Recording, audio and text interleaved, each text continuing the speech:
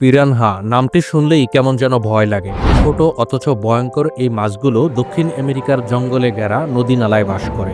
বিশেষ করে অ্যামাজন নদী এদের সবচেয়ে বড় বাসস্থান। পিরানহা নামটি এসেছে স্থানীয় আদিবাসী ভাষা থেকে, যার অর্থ দাঁতওয়ালা। সত্যিকার অর্থেই দাঁত আর কামড় দেওয়ার ক্ষমতার দিক থেকে পিরানহা পৃথিবীর অন্যতম ভয়ঙ্কর মাছ। তবে পিরানহাদের নিয়ে যেসব ভয়াবহ গল্প শোনা যায় তার সবই পুরোপুরি সত্যি নয়। পিরানহা আসলে কতটা ভয়ঙ্কর সে সম্পর্কে আলোচনা করা হবে অজানা অধ্যায়ের এই পর্বে। অজানা অধ্যায় চ্যানেলে আপনাকে স্বাগতম। আপনি যদি ইতিহাস সম্পর্কিত ভিডিও পছন্দ করেন তাহলে অজানা অধ্যায় চ্যানেলটি সাবস্ক্রাইব করে বেল আইকনে ক্লিক করুন। অজানা অধ্যায়ের ভিডিওগুলো ফেসবুকে দেখে থাকলে আমাদের ফেসবুক পেজ লাইক এবং ফলো করে আমাদের সাথে থাকুন। চলুন শুরু করা যাক।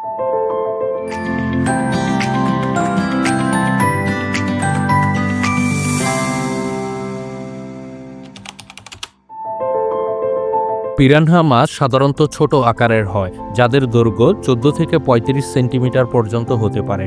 এদের শরীর চ্যাপ্টা এবং শক্তিশালী পেশিযুক্ত। এদের রং সাধারণত রূপালী, লাল বা কালো হয়ে থাকে। তবে পিরানহার সবচেয়ে উল্লেখযোগ্য বৈশিষ্ট্য হল তাদের তীক্ষ্ণ ত্রিকোণ আকৃতির দাঁত। এই দাঁত দিয়ে পিরানহার একটি দল নিমিষেই একটি শিকারকে কঙ্কালে পরিণত করতে পারে। পিরানহা সাধারণত দলবদ্ধভাবে বাস করে, যাকে শোল বলা হয়। কখনো কখনো 20 থেকে 30টা মাছ একসঙ্গে থাকে। এরা শিকার দেখার পর পুরো দল একসঙ্গে আক্রমণ করে। এই দলবদ্ধ আচরণেই তাদের শিকার ধরতে এবং নিজেদের রক্ষা করতে সহায়তা করে।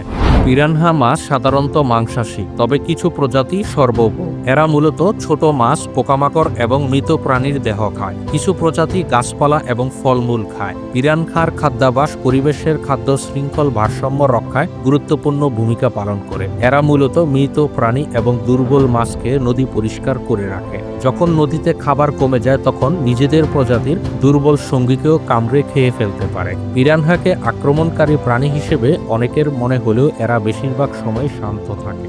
পিরানহা শুধুমাত্র ক্ষুধার্ত বা হুমকির সম্মুখীন হলেই আক্রমণ করে। তবে পিরানহা মানুষকে আক্রমণ করার ঘটনা খুবই কম। সাধারণত হঠাৎ যদি কেউ পানিতে পড়ে যায় আর পিরানহা যদি ক্ষুধার্ত থাকে তাহলেই কেবল তারা আক্রমণ করতে পারে। তাছাড়া স্বাভাবিক সময়ে পিরানহা সহজেই মানুষের কাছে আসে না। পিরানহা সম্পর্কে আরেকটি প্রচলিত ভুল ধারণা হলো এরা হয়তো বিষাক্ত মাছ, কিন্তু পিরানহা মাছ আসলে বিষাক্ত নয়। এদের শরীরে কোনো বিষাক্ত পদার্থ বা বিষ উৎপন্ন হয় না। তবে তাদের তীক্ষ্ণ দাঁত এবং শক্তিশালী চোয়ালের কারণে এরা মানুষ বা অন্য প্রাণীর জন্য বিপজ্জনক হতে পারে।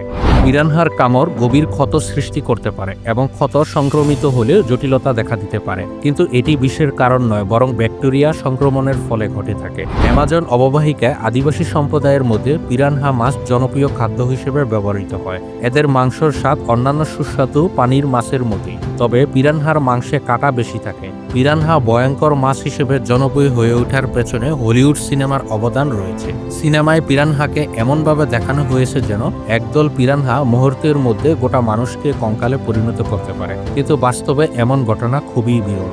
এই ধারণার সূত্রপাত হয়েছিল 1913 সালে, যখন যুক্তরাষ্ট্রের প্রেসিডেন্ট রুজভেল্ট অ্যামাজন সফরে গিয়েছিলেন। সে সময় স্থানীয়রা তাকে দেখানোর জন্য এক জায়গায় প্রচুর ক্ষুধার্ত পিরানহাকে আটকে রেখেছিলেন। সেখানেই রুজভেল্ট দেখেছিলেন কিভাবে পিরানহার দল একটি গোটা গরুকে কয়েক মিনিটে শেষ করে দেয়। সেই গল্প সারা পৃথিবীতে ছড়িয়ে পড়ে, আর তখন থেকে মানুষ মনে করতে থাকে পিরানহা অনেক ভয়ঙ্কর প্রাণী। অনেক দেশেই পিরানহার চাষ ও বিক্রি নিষিদ্ধের কারণ এরা স্থানীয় পরিবেশের জন্য ভয়ঙ্কর হতে পারে।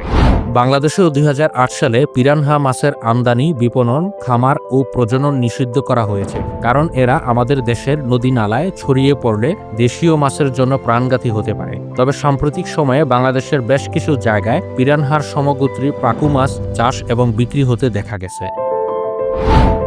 পিরানহার মতোই দক্ষিণ আমেরিকার আরেক রাক্ষসে মাছ হলো সাকার ফিশ। নিতান্তই শখের বসে অ্যাকুরিয়ামে পালন করা এই মাছ বাংলাদেশের পুকুর, নদী সহ সকল ধরনের প্রাকৃতিক জলাশয়ে ছড়িয়ে পড়েছে।